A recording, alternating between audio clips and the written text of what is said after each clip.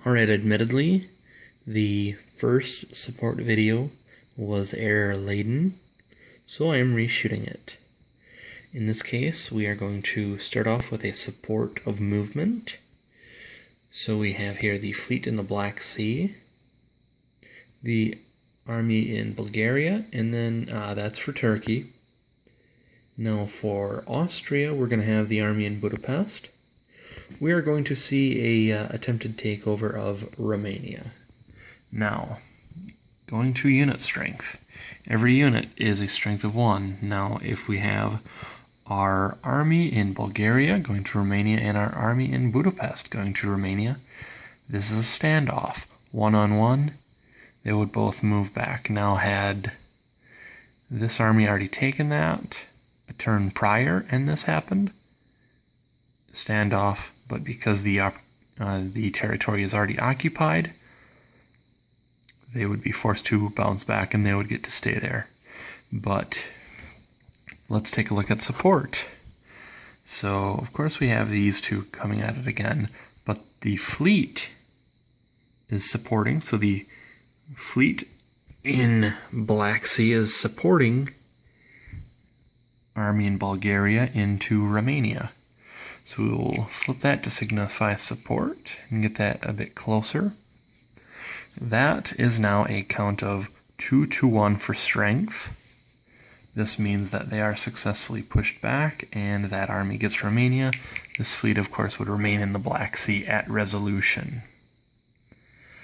Now our next example, let's say the fleet goes back to Ankara. This unit is in Bulgaria. This army is in Constantinople. Because both armies and fleets can support other units. Armies, of course, anything that's adjacent to the army.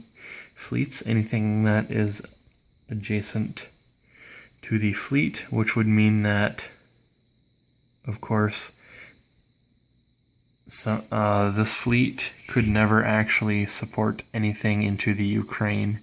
Neither could this fleet, in fact, if anything was being done there, because it's too far inland to be adjacent. However, of course, a coastal territory, if Russia had a unit down here in the Ukraine, Sevastopol could support into Romania. But let's say Romania attacks Bulgaria with Serbia supporting. Ooh, that is interesting in and of itself. That would, of course, take him out.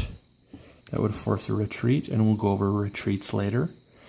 But of course, technically, since you'd have to retreat into an adjacent territory, Greece would be the only option at that point. Now, how could he keep it, of course? By following our next support.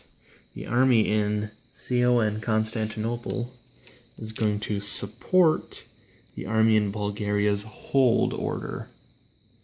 So we're going to flip that and show support. That is a strength of 2, and he bounces off. That would result in holding. Now say if this was in here,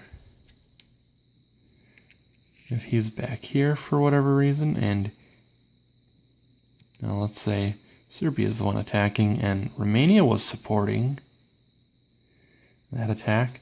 If he, let's get really cheeky. If Russia, say Russia and Turkey are in the Juggernaut alliance, if Russia went Sevastopol to Romania, that would actually cut off support, and that would turn this into a one-on-one battle. So anytime an area where a unit is providing support from is attacked, that support is cut off. That is important to note for the future.